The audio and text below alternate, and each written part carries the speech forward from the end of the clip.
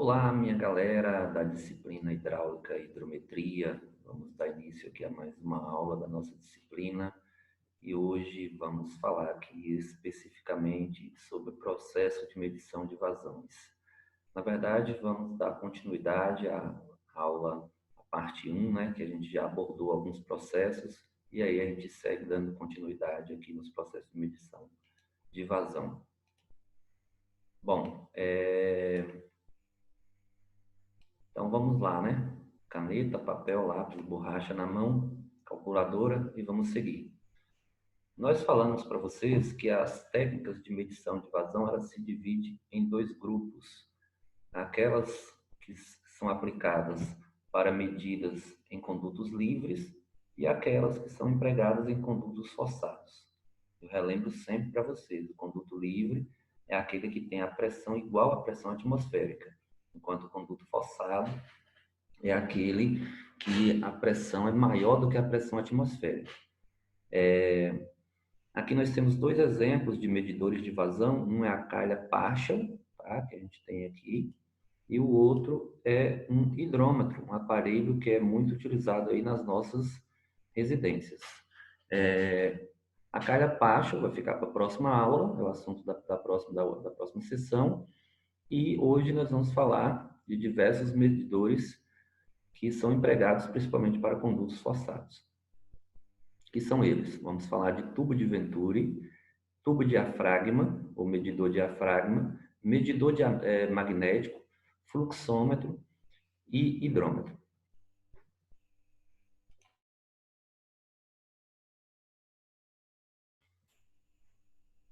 Beleza. Então vamos aqui começar pelo tubo de Venturi. Segundo Neto et al., o Venturi, ou tubo de Venturi, é um aparato desenvolvido, tá, por Clemens Hessel em 1881, porém seu nome é uma homenagem a Giovanni Battista Venturi, por ele ter sido o primeiro a fazer experimentação com tubos divergentes. A sua função é medir a velocidade, e aí através de equações a gente encontra quem é a vazão.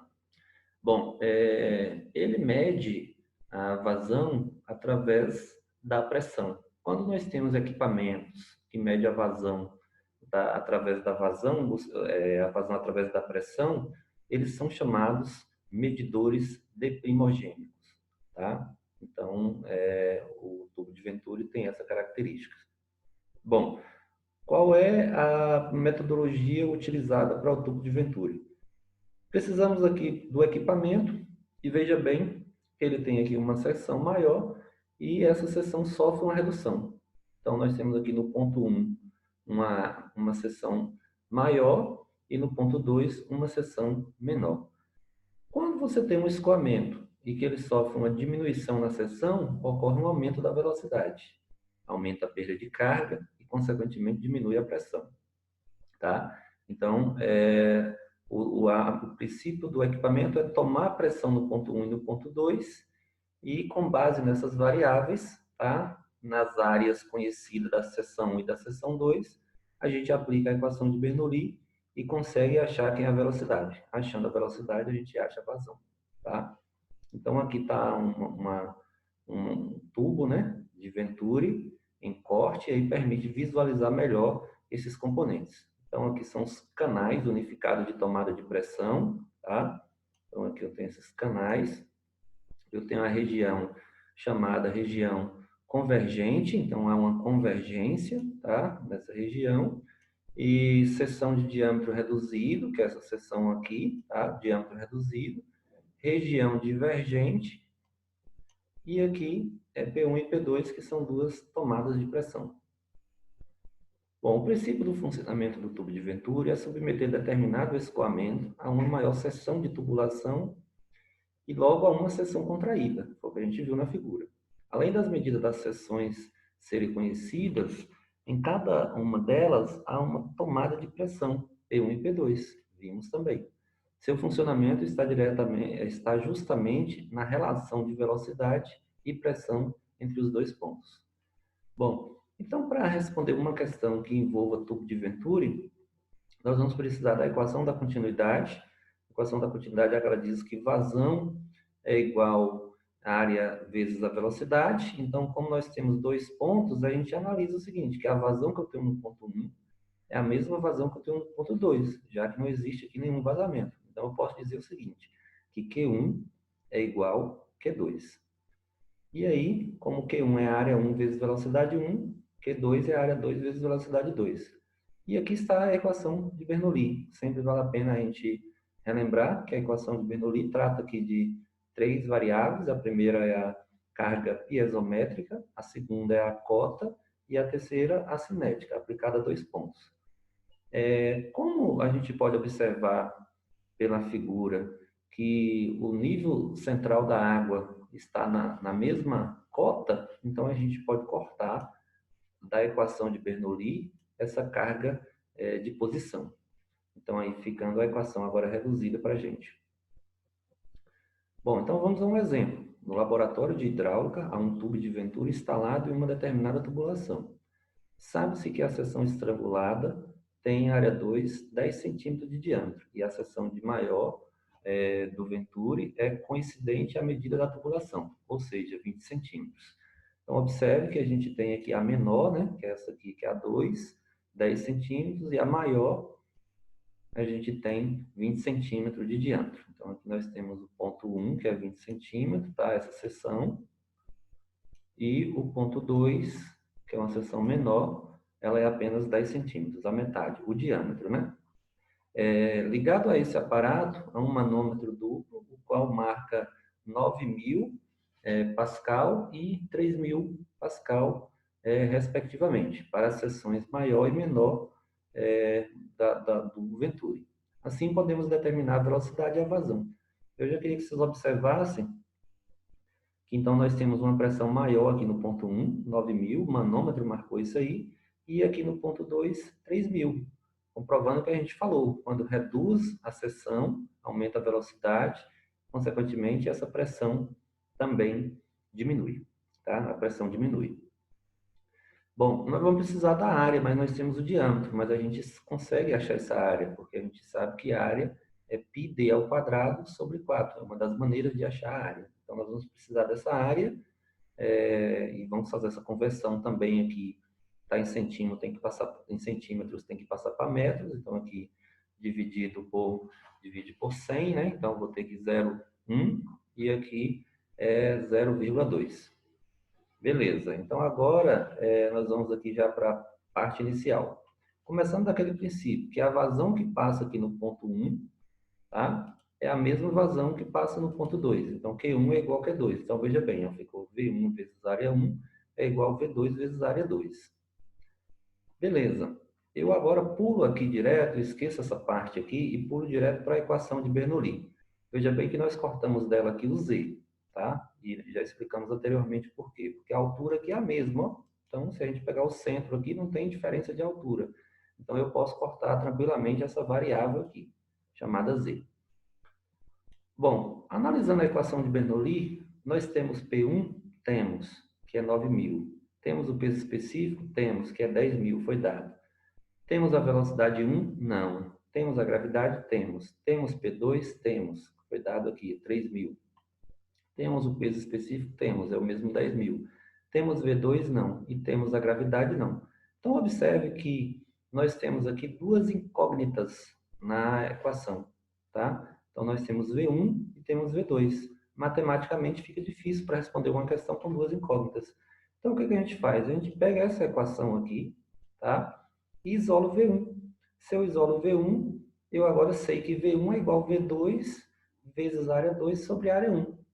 Aí eu reescrevo essa equação de Bernoulli. Veja bem que eu escrevi, ó, P1 sobre o peso específico, P1 sobre o peso específico, mas no lugar desse V1, eu coloco V2 vezes área 2 sobre área 1. Eu encontrei isso aqui, nessa parte, ó.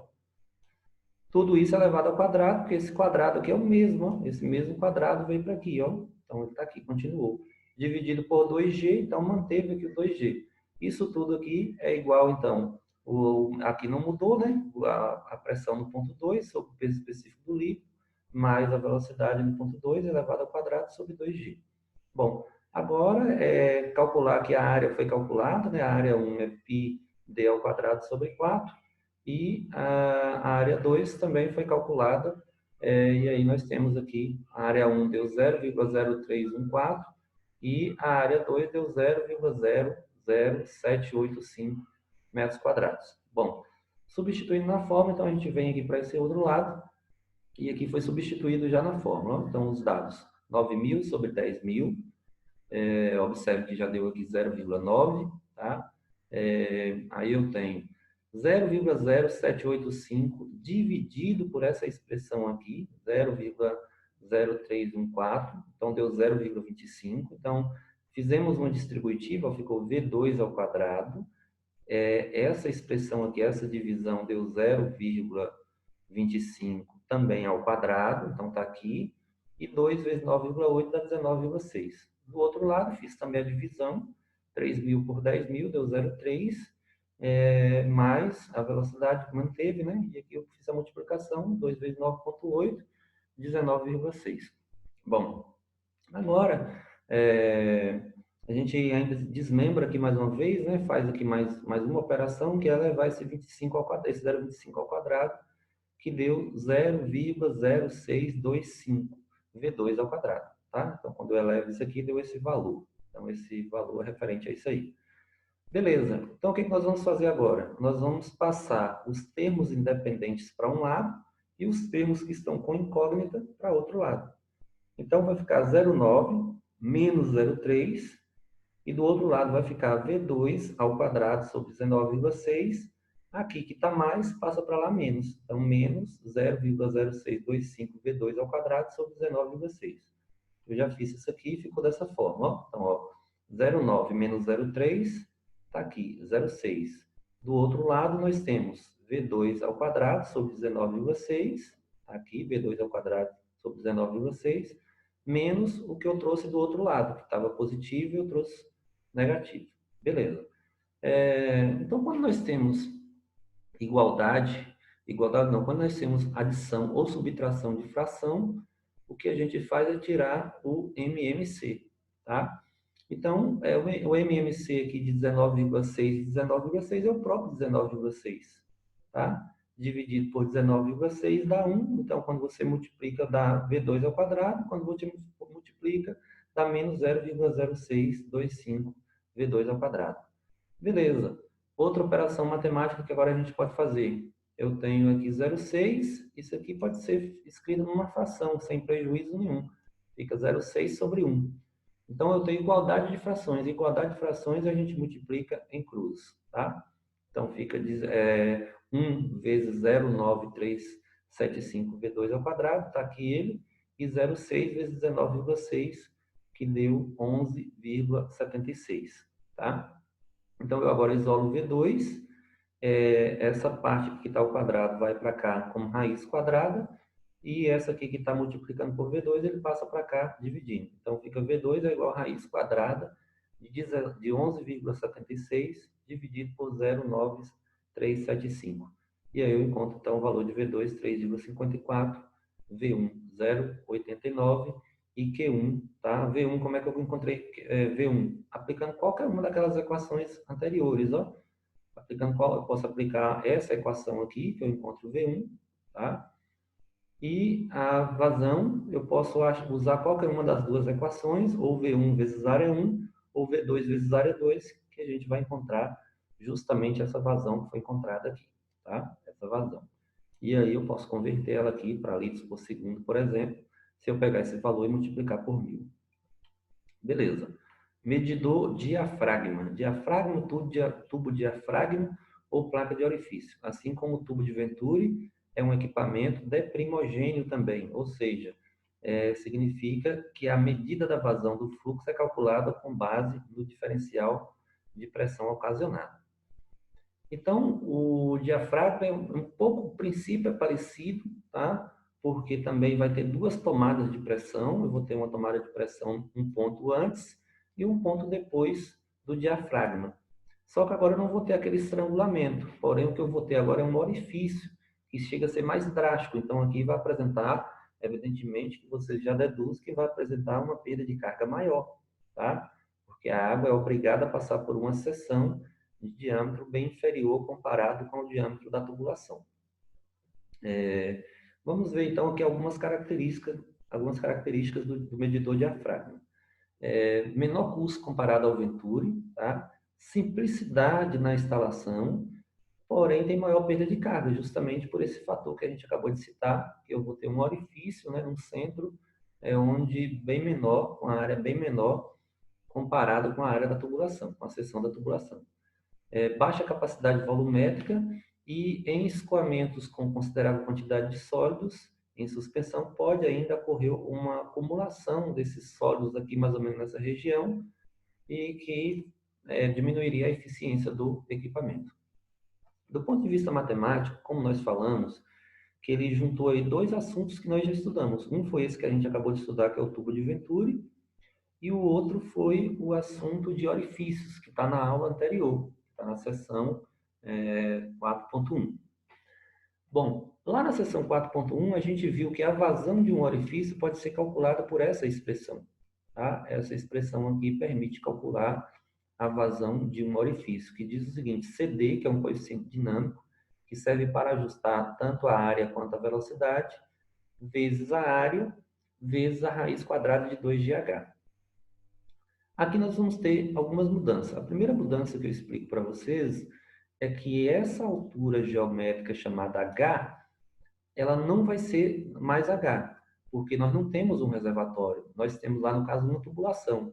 Nesse caso, ela vai ser substituída pela diferença de pressão, tá? Pela diferença de pressão entre os pontos dessa carga aqui de pressão.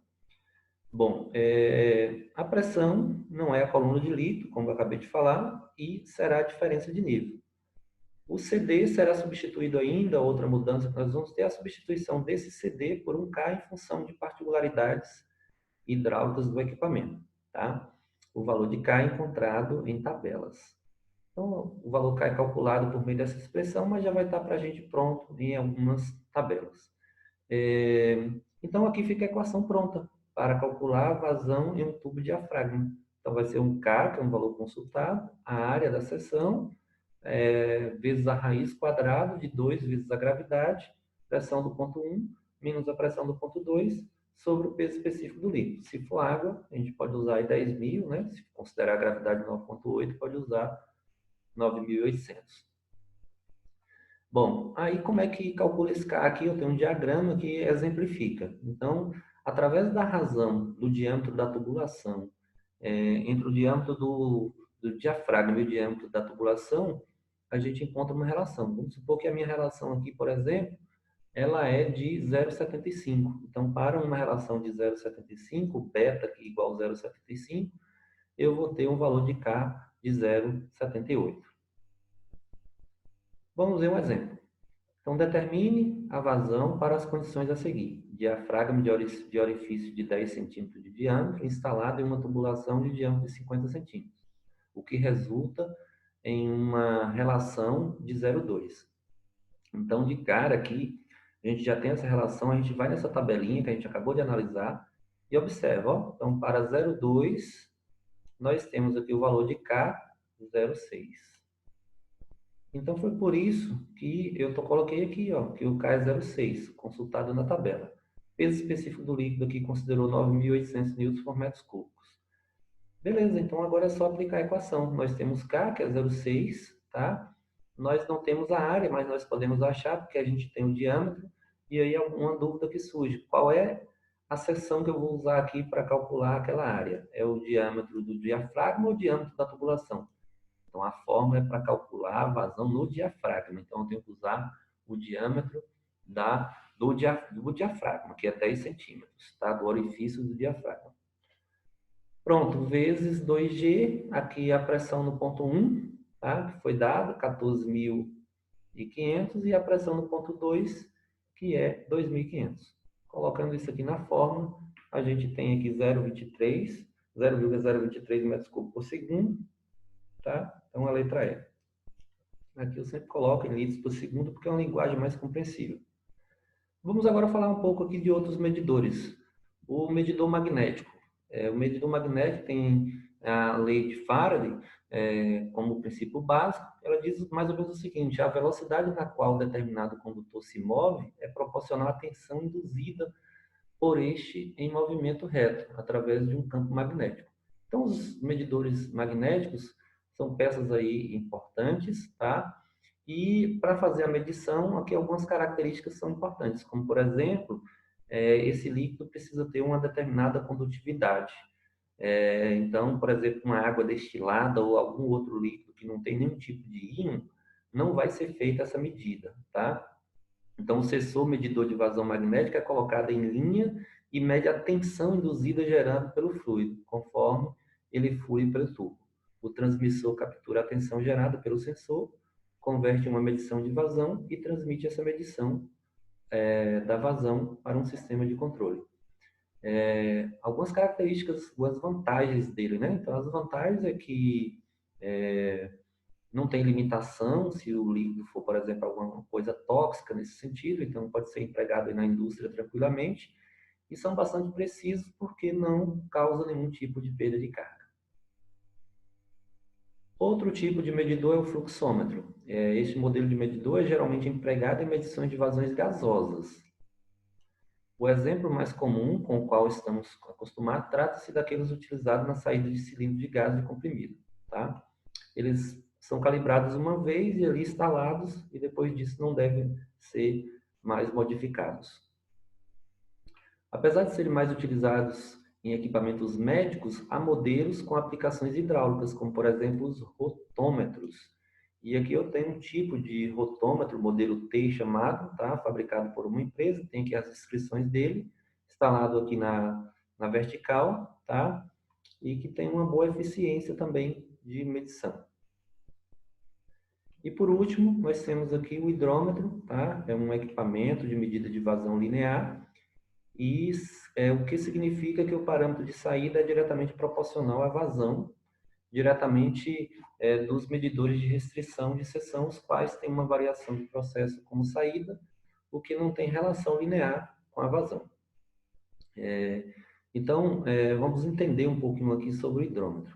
Esses números que estão em preto aqui significam o volume acumulado, tá? Esse volume em metros cúbicos. Então, no exemplo aqui, a gente tem 3.534 metros cúbicos consumidos, acumulados. Esse aqui é o valor, tá? Os números vermelhos registram os números a cada 110 litros. No exemplo, por exemplo, no exemplo aqui, nós temos 850 litros. Esse disco aqui, ele significa, quando ele está girando, significa que está passando o fluido, né? A água, por exemplo, está tendo abastecimento. Essa parte aqui, que se assemelha a um relógio, registra o consumo de 10 litros, então uma volta completa aqui são 10 litros, tá? E esse outro aqui registra décimos de litros. Bom, então ele dá aqui para a gente o volume. Se você tiver um cronômetro, saber quanto tempo demorou para girar aqui, por exemplo, tá? Você faz uma pequena conta, onde você tem o tempo e o volume, e aí você acha a vazão, porque a gente sabe que vazão ela é o volume sobre o tempo. Aqui uma imagem mostrando como ele é internamente. Então, tem um sistema aqui de turbinas que faz girar, e aí aqueles equipamentos lá todos vão girar e promover as marcações. Algumas outras características que a gente tem aqui do hidrômetro, tá? Tem um limite de vazões, então admite vazões máximas, algumas então tem esse limite, e deve-se considerar a especificação para aplicação em água fria e água quente. Então tem hidrômetros que são propícios para água quente e tem aqueles que são propícios para água fria. Ele registra o volume total de forma bastante simples, independentemente do espaço de tempo ocorrido. Alguns casos pode acontecer a passagem de gases, e aí algumas empresas, inclusive, trabalham com equipamentos que promovem esse bloqueio aqui de ar ou de gás na tubulação, tá? Na saída de água. Ok, pessoal? Então é isso. Se vocês me perguntarem qual é o modelo mais adequado, qual seria o melhor modelo de medidor de vazão? A minha resposta é depende muito da situação, tá? Então, nós falamos aí, por exemplo, do Venturi, falamos do diafragma, apresentamos vantagens e desvantagens de cada um deles, falamos do medidor magnético, do fluxômetro e do hidrômetro. Cada um tem a sua aplicação e vai depender do problema, da situação problema em estudo. Ok? Então, por hoje é isso. Até a próxima aula.